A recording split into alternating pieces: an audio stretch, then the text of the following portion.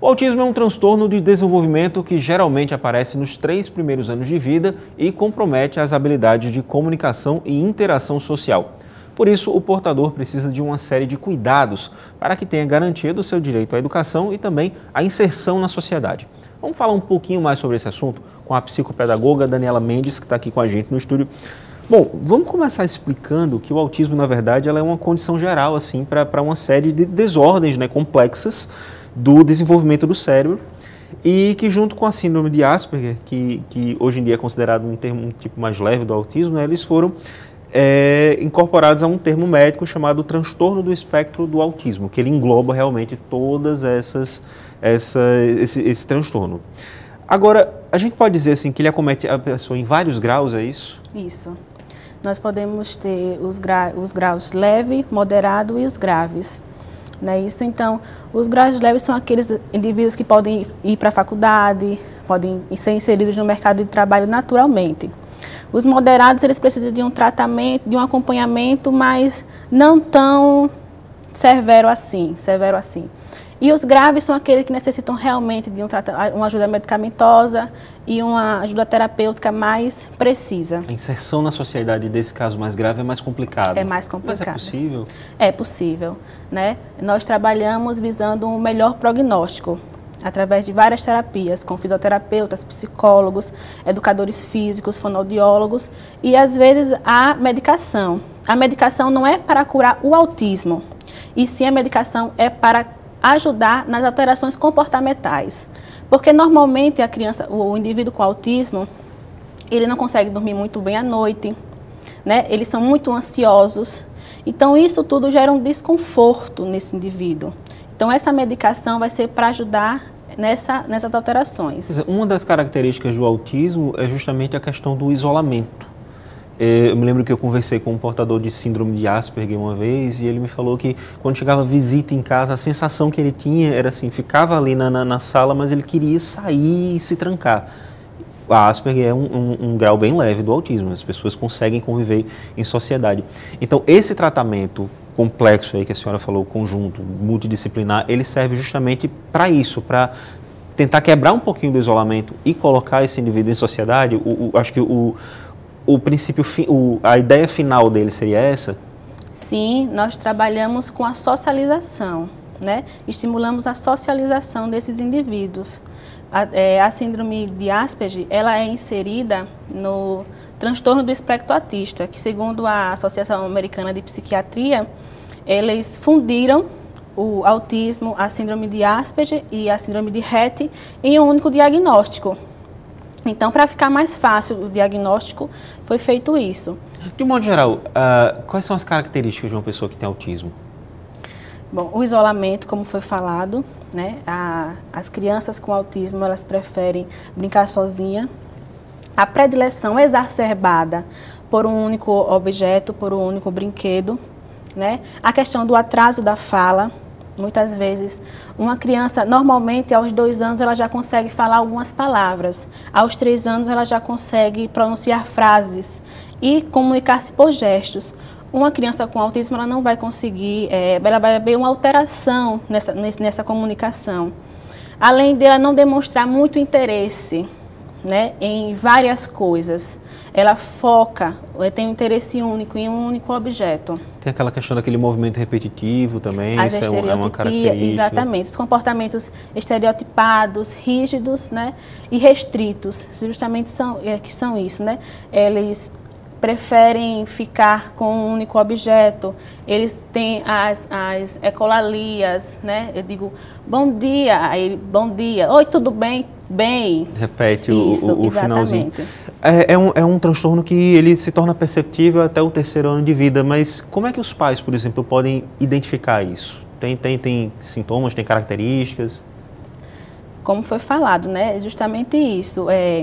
Eles aparecem na primeira fase do desenvolvimento. Então, um adulto que ele é autista, ele foi uma criança autista, mas muitas vezes existe o estigma do autismo. Então, os pais têm medo, né? Eles percebem que existe algo diferente, mas não querem acreditar que tem algo diferente com o seu filho. né? Então a criança tem esse atraso na fala, mas o meu esposo demorou muito a falar também. O pai do meu esposo... Tem a negação, que é um sintoma aí no caso dos pais, né? Exatamente. Agora tem a questão do autismo regressivo, que a criança está se desenvolvendo e de repente ela regride. Como é que funciona isso? É um tipo também? A criança vai no desenvolvimento normal, quando chega nos seus 5 anos, ela não fala mais. Ela vem se desenvolvendo, ela consegue falar, consegue se comunicar, ela fixa o olhar com outra pessoa. E aos 3 anos, 5 anos, ela bloqueia, né? Mas não quer dizer que ela não demonstrava outros aspectos. Que de repente foram passados despercebidos. Exatamente, aí pelos responsáveis. Não é uma coisa que acontece do nada. Isso pode acontecer em outras fases da vida, por exemplo. Você falou que até 3, 5 anos, de repente, ela para de falar, mas pode acontecer com uma criança mais velha, de 10, ou um adolescente, ou realmente na infância? Os primeiros sintomas sempre acontecem na primeira infância, certo? Então, assim, como foi falado, às vezes o diagnóstico que não é tão preciso assim, mas sempre existem características que indicam que aquela criança é autista, entendeu? Mas às vezes a negação da família, a negação da sociedade, então... acaba impedindo que aquela criança seja tratada logo e ela vai se arrastando ao longo da vida como... Só descobre aos 18 anos, quando é inserido no mercado de trabalho, que não consegue fazer amizades, não consegue ter um desenvolvimento no seu local de trabalho. Existe causa, existe fator de risco para que uma pessoa nasça com esse tipo de transtorno? Sim, o autismo, ele é multifatorial. Então, existem as causas genéticas, né, e as questões ambientais também, os fatores ambientais. As causas genéticas, nós dizemos que é hereditariedade. Então, se uma família já possui algum autista, a probabilidade de existir outro será muito grande. Em gêmeos também, então, a probabilidade é de 50%. E os fatores ambientais é a poluição do ar, o baixo peso ao nascer, as condições do parto, o uso de substâncias químicas. Então, tudo isso influencia.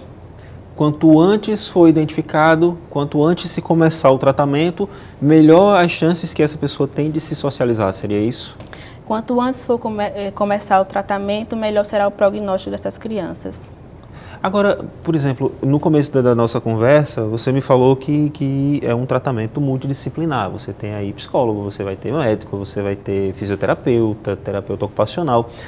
É só voltado para a criança ou a família precisa se integrar nisso?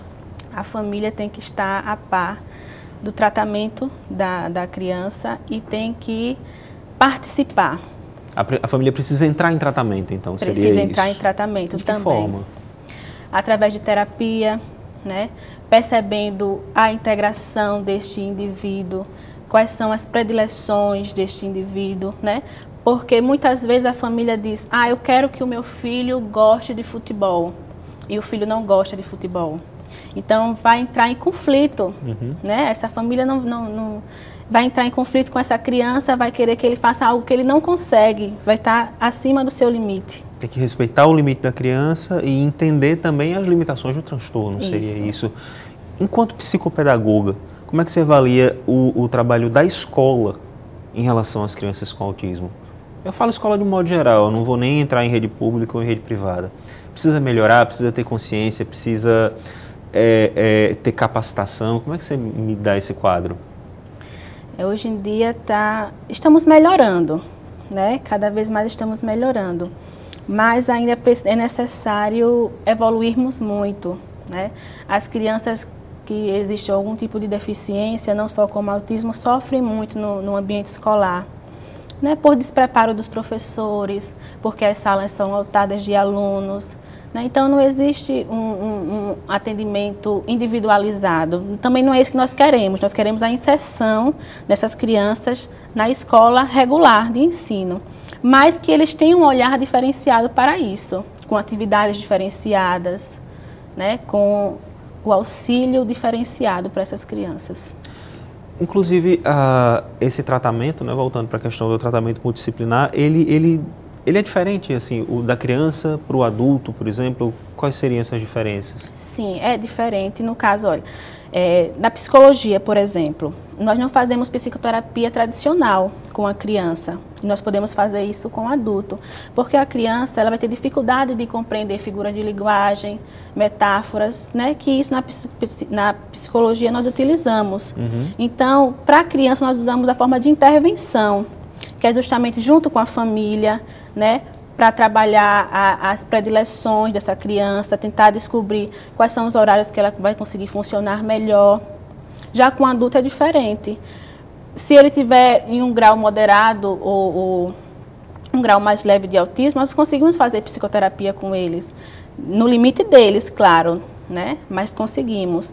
E assim também com as outras terapias. Existe também a ecoterapia, né? Que é a utilização de cavalos para trabalhar com autistas, e o Gigaterapia, que é um projeto de capoeira inclusiva, que trabalha na melhoria do comportamento dos autistas. Que você promove justamente a interação, né, da criança autista ou do adulto autista com o cavalo, ou naquele grupo de capoeira, seria isso? Seria a maneira de promover a interação e conseguir...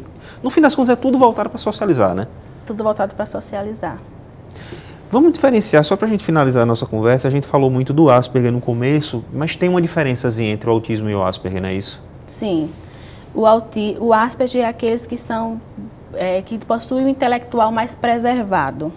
Geralmente, né? São pessoas bem inteligentes, né? Isso, que tem o seu QI normal ou elevado, né? Isso, e o autismo, ele já não vai ter esse grau de intelectual preservado. No caso, por exemplo, da inserção no mercado de trabalho, um Asperger acaba se tornando mais fácil ser inserido do que o autista, dependendo do grau, seria isso? Sim.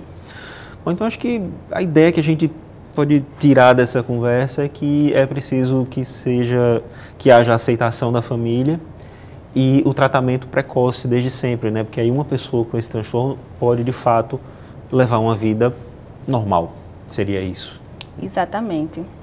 O tratamento é de fundamental importância.